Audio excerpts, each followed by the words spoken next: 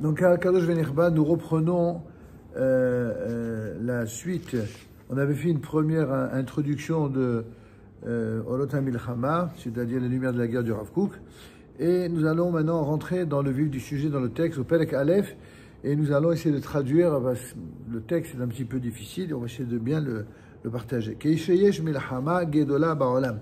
Lorsqu'il y a une guerre mondiale qui s'abat sur le monde, Mit'orer Koach Mashiach, va s'éveiller la force du Mashiach, la force messianique. Beaucoup parlent du Messie, aussi bien dans le monde religieux que dans le monde anti-religieux. Et dans les deux cas, vous avez beaucoup de gens qui disent beaucoup d'âneries.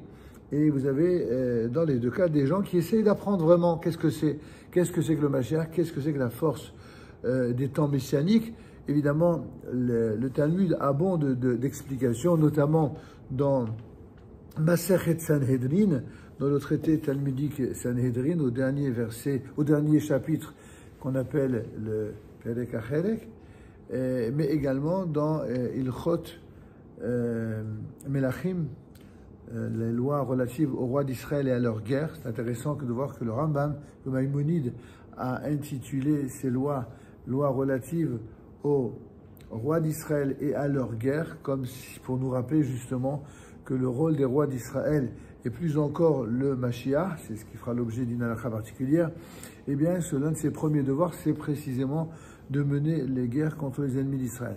Je referme cette parenthèse, et donc, juste pour nourrir ce que dit le Rav Kook ici, à savoir que lorsqu'une guerre se produit dans le monde, on l'avait déjà dit en introduction, que cela a été décidé depuis le Rosh Hashanah qui précède, et cette façon que Dieu a de décider quand cette guerre va éclater ou non, eh bien, c'est pour faire avancer la force messianique.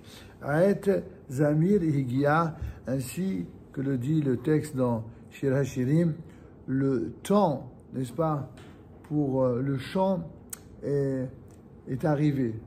Le chant ici, vous savez qu'en hébreu moderne, un rossignol, ça s'appelle un zamir aussi, puisque sa particularité, c'est de chanter. Mais dans le texte ici, dans Shir HaShirim, le texte fait référence au moment où il y a un chant divin qui va se produire dans le monde et qui va produire une force qui est celle de la force messianique. Zman Aritsim.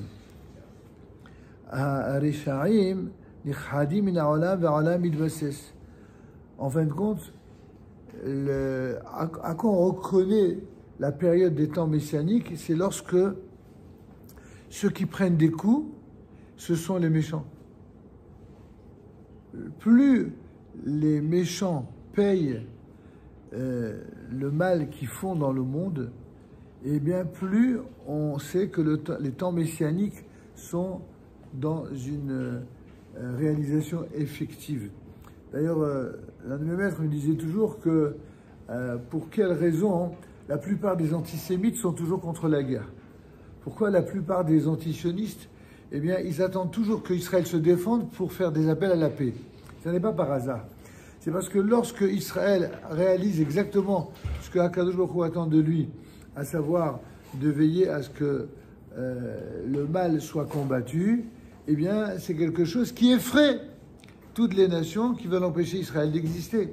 Et de la même manière que la cause dite palestinienne est très souvent une instrumentalisation, un bluff, comme le disent certains, pour empêcher Israël d'exister. D'accord ? Quand on veut absolument imposer à Israël une population dont la seule et unique volonté, c'est de prendre la place du peuple juif sur sa terre et de massacrer jusqu'au dernier juif. Alors si on soutient une cause pareille, ça vous donne immédiatement à qui on a affaire. Alors tout cela, toutes ces forces contraires et surtout toutes ces forces négatives, eh bien ça c'est la partie qui est visible de l'iceberg. Mais la partie qui est moins visible, mais que les gens qui ont la Emouna savent identifier, c'est qu'en fait, on est vraiment dans une logique messianique. Maintenant, il faut comprendre qu'est-ce que ça signifie, la logique messianique. La logique messianique, c'est lorsque les Rishaim, les mauvais payent, lorsque les mauvais tombent. Et dès lors, le monde eh bien, reprend ses droits, reprend son assise, reprend sa force de vie. Et donc, la voix du Tor, ici, c'est le Tor dont il s'agit ici, il s'agit de cet oiseau annonciateur de la délivrance, eh bien, il est entendu dans notre pays, dans notre terre.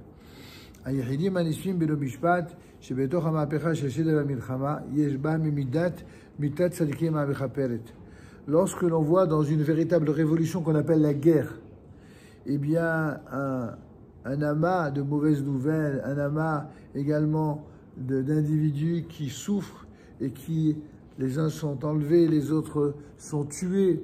C'est quelque chose que les journalistes appellent ça des dégâts collatéraux.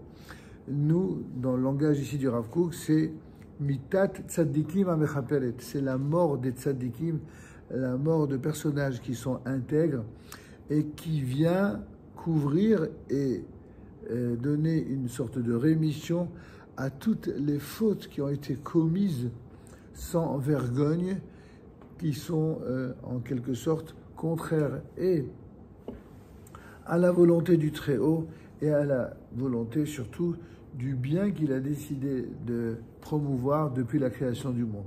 Il y a, disent nos sages, depuis la création du monde, voulu par Dieu et réalisé par Dieu, il y a, on dit symboliquement, il y a 10 mesures de piété et d'intégrité qui permettent au monde de subsister, mais il y a malheureusement également 10 mesures d'impiété et de méchanceté et de cruauté qui, en quelque sorte, mettent en péril ce monde.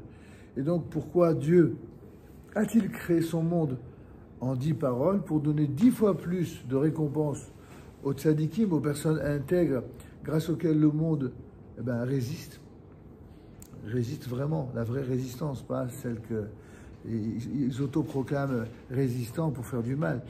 Et il y a au contraire 10 mesures de châtiment que Akadosh apporte sur le monde, justement pour faire payer ceux qui mettent, qui en quelque sorte compromettent l'équilibre du monde. Et donc, lorsqu'il y a des pertes que certains appellent collatérales, nous, on appelle ça mitat tzadikim amechaperet, c'est-à-dire la mort des tzadikim qui vient apporter une couverture et une rémission à tous les désordres qui ont été produits par les Risharim dans le monde. Olim hem lema'ala beshoresh hachaim. Et ces tzadikim vont monter vers Akadosh Baruch Hu, au plus haut niveau des cieux, et être rattachés au shoresh hachaim, à la racine même de la vie.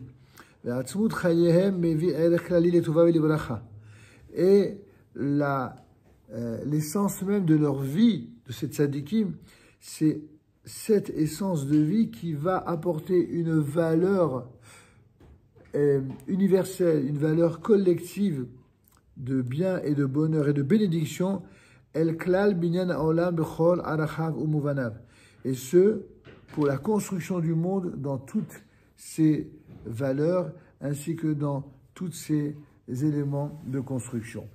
On va arrêter bientôt. Juste un petit point, parce que c'est très difficile de traduire sans expliquer ce que le Rav Kook ici nous enseigne. Il faut bien comprendre qu'avec tout le caractère douloureux et même insupportable de tout ce qu'on a pu voir, observer, entendre, il faut savoir que malheureusement, ces douleurs-là, ces monstruosités-là, eh bien, elles ont participé de ce qui permet les diverses prises de conscience, que ce soit l'unité. Aujourd'hui, tout le monde est en train de donner des leçons d'unité, alors qu'il y a à peine 15 jours avant Sukkot, avant ce malheur terrible et cette effroyable tuerie, eh bien, tout le monde était prêt, sur le plan idéologique et même au-delà, à s'entre-dévorer et d'aller même, comme certains l'ont fait, jusqu'à appeler la guerre civile. Pourquoi? Parce que quand les gens sont aveuglés par l'idéologie, qu'elle soit de telle tendance ou de telle autre, que ce soit pour des motivations de Torah ou des motivations d'humanisme, dès le moment où l'on met l'idéologie au-dessus de Dieu et de la Torah elle-même, alors on arrive malheureusement à provoquer des monstres, et ces monstres-là sont ceux qui, finalement, par leur tuerie, par leur monstruosité, tout d'un coup, eh bien, accélèrent ce qu'on appelle Galgal Mashiach. Le Rav en parlera tout à l'heure, un peu plus tard. Donc, nous arrêtons pour aujourd'hui et nous vous donnons rendez-vous à la prochaine, à la suite du shiur, pour la suite qui sera de plus en plus intéressante. ירבה להם תורה מזאת שנאמר, אמר חמישים עד שכולה דין תורה וידיר קדיש על ישראל.